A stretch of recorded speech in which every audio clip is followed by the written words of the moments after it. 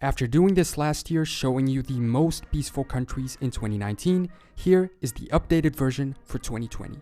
This is based off the Global Peace Index report, which is made by the Institute for Economics and Peace. I've posted the link to the full report in the description. Let's get started with what everyone wants to know and the reason why you probably clicked on the video, which are the top 10 safest and the 10 least safe. The top 10 safest countries in the world in 2020, according to this index, are at number 10, Switzerland, maintaining last year's place. Then Japan is at number 9, moving up 2 slots from last year and making it into the top 10. Next is Czechia, which went down 1 place. From here on out, the top 7 maintained itself. Singapore is in the 7th slot. At number 6 is Canada. Then we have Denmark. Next is Austria. Opening up the podium is Portugal at number 3. In second place is New Zealand. And the safest country in the world, Iceland, at number 1. One country made the top 10 last year, Slovenia, having gone down 2 places and switching positions with Japan ranking number 11 this year. All these countries have a ranking of very high peace, but down to the 14th place, all countries do as well. These are Slovenia, Ireland, Australia, and Finland. We can see them here on the map in the darkest shade of this bluish green. The light green nations are considered as having high peace, while the yellow ones have medium peace. The orange equals low peace, while the red is reserved for the most dramatic cases, countries with very low peace. In gray are the ones not included. Europe is the biggest concentration of the blue, which then has some other areas in South America, Africa, and Asia. Although these other 3 continents are more towards the yellow and orange, with sadly some cases of red throughout as well. Before we get into more detail, let's take a look at the bottom 10 on the ranking, the least safe countries in the world. At 153, Sudan. Last year they weren't in the bottom 10, but they went down 2 slots in 2020. Next is Russia with a very low score. I'll explain how scores are measured in a minute. At 155 is the Central African Republic, which, despite still being in the top 10, went up 3 slots over the past year, so a slight improvement. Then is the Democratic Republic of the Congo, Libya, Somalia, which went down 3 slots, Yemen, South Sudan, Iraq, Syria, and the least safe country in the world at number 163, Afghanistan. These bottom 10 seem to unfortunately be concentrated in Africa and the Middle East. Within the top 10 and bottom, there weren't very significant changes in rank, but we notice some improvements and deteriorations of score throughout. Worldwide, 81 countries had better results than last year, while 80 got worse scores in 2020 than they did in 2019. It seems that the world has become slightly less and less peaceful year after year. We had some improvements from 2012 to 2015, but since then, it's not been so great. When we look at the evolution according to government type, we obviously notice that authoritarian regimes are much less peaceful. Hybrid regimes have seen a surge in lack of safety over the past years, while full and even flawed democracies have maintained or even improved their safety ranking, despite trailing in some regards, such as civil unrest. But again, in free countries, people can thankfully protest, while in authoritarian ones, they cannot. Overall, the world is less peaceful in 2020 than it was in 2019, as the Global Peace Index average grew by 0.34%. This is a good opportunity to understand how countries are scored. The higher the score a country has, the least safe it is. Between 1 and 5, best to worse. So for instance, the perfect score would be 1.0. Iceland is pretty close at 1.078. New Zealand has 1.198 and Portugal has 1.247, while other less peaceful countries like Jamaica have a score of 2.041 or Brazil of 2.413. So how do they reach a specific value for a country? They take into account 3 main criteria. 1, safety and security. 2, ongoing conflicts. And 3, militarization. Within them are included many factors, divided between internal peace and external, with a 60-40 importance given to them respectively. Some of these factors are perceptions of criminality, police rate, access to small arms, weapons imports, military expenditure in percentage of the GDP, weapons exports, or external conflicts fought, amongst others. The total score is the average sum of these. Let's take a quick look at the best and worst results that each top 10 country had. Iceland gets fantastic results across pretty much all indicators, even managing perfect ones in many of them. Their worst result is in security and police officers at 2. New Zealand gets many ones as well, having a perfect score on political stability, for instance, but doing poorly on incarceration at 2.6. Portugal has very good scores on almost everything as well,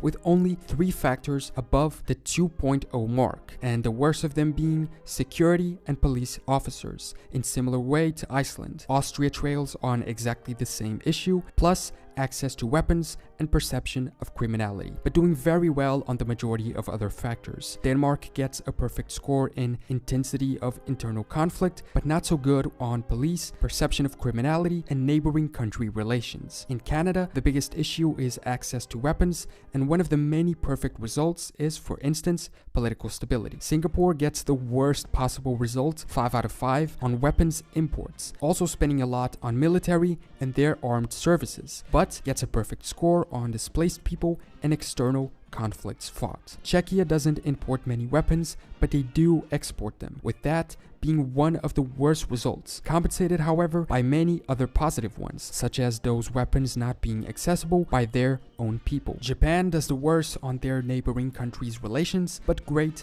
on the low levels of internal conflicts. Switzerland also gets the worst possible score on weapons exports, 5 out of 5, but is very well rated in, for example, UN peacekeeping funding, a perfect 1.0. We therefore understand that these factors balance each other out within the criteria, allowing for overall good or bad scores. So it's interesting because if we look at each of the 3 criteria isolated, each of them including part of these factors, we get different countries in the top results. When it comes to safety and security, the top 5 are Iceland, Singapore, Japan, Norway, and Switzerland. In terms of ongoing conflicts, Botswana, Mauritius, Singapore, Uruguay, and Bulgaria do best. And for militarization, Iceland, Hungary, New Zealand, Slovenia, and Moldova get the best scores. The same happens with countries at the bottom of the list, which change if we look at criteria on their own. In terms of militarization, for instance, the bottom 5 places belong to Israel,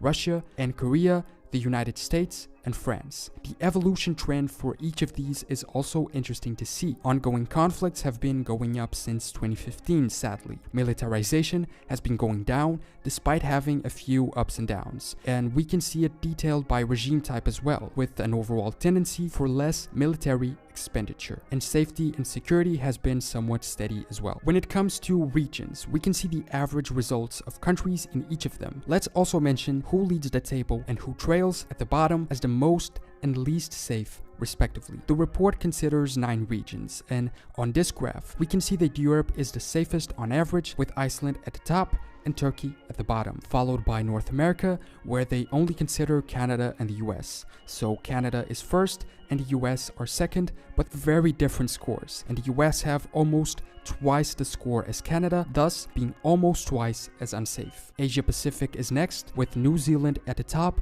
and Korea being the worst. In Central America / the Caribbean, Costa Rica does best, and Mexico is at the bottom. In South America, Uruguay is best, and Venezuela worst. In Sub-Saharan Africa, Mauritius is the safest country, and South Sudan the least, while Russia and Eurasia have Kazakhstan as the safest and Russia as the least safe. Next is South Asia, where Bhutan and Nepal occupy the top places, and the Istans the bottom 2. And finally, Middle East and North Africa are the least safe, where Qatar ranks first and war-torn countries are in the last places. It's also important to note that only 2 regions became, on average, safer over the past year: North America and Eurasia. In terms of countries, the biggest improvements in score worldwide belong to Azerbaijan, Armenia, Bahrain, South Africa, and Honduras. And the biggest deteriorations happened in Chile, Venezuela, Benin, amongst others. This index points out the reality according to their criteria, and it determines the aspects in which countries are failing,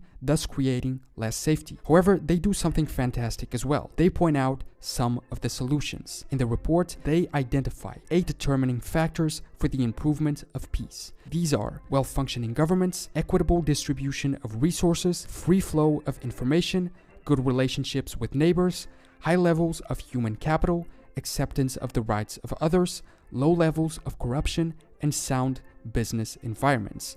And here we have some causes for celebration, because all factors over the last 10 years have improved, with the exception of corruption levels. The only region worldwide that didn't improve overall on this was North America because of the US. Not enough to counter other poor results in other factors, but there is a positive note here for peace in the world. And there are also other factors that they consider, which are indirectly related to global peace, such as environmental issues. In this graph, we can see a steady increase of natural disasters. These, for instance, can lead to population displacements, which in turn can lead to conflict. And we can see a correlation in this other graph in the increase of natural disasters and the amount of conflicts. Another factor that leads to less peace is, for instance, food or water scarcity, which can be related to natural disasters or economic issues. The report demonstrates how countries with less food security are less peaceful, and vice versa. And in locations of medium or low peace, we see the majority of people facing food insecurity concentrated. The same happens with water. Where there is less water, more disputes arise, more conflicts exist, and less peace is the result. And the economy is also key. Countries with better economic coping capacity, a value closer to 1 on this chart, are more peaceful. And those more peaceful countries have also created a higher GDP growth per capita over the past years. We can therefore conclude that peace is related to a lot of things, and all of these things are in turn connected amongst each other. Public safety is important, internal and external conflicts, militarization, environmental changes, water, food, and the economy. All of these influence each other, and all of them contribute to a country being more or less peaceful. So, that was a brief overview and summary of the results from this year's Global Peace Index, allowing us to understand which countries, according to the report, are the most and least peaceful and why that is so, showing us how many criteria such as safety and security are involved, but how we must also pay attention to indirect causes of conflict, such as economic troubles, environmental issues, or food and water scarcity, and how all of these are related amongst each other. The report goes into much more depth, and a lot of factors are considered that I didn't get a chance to mention. Plus, you can compare all the other countries that didn't make the video. So if you want, go check it out. It's the first link in the description, and it's really interesting. Thanks so much for watching this video. Leave a comment below letting me know whether or not you agree with the results and the perception that this report transmits, as well as the criteria they use and evaluation they make. Subscribe if you want to catch future videos, and I will see you next time for more general knowledge.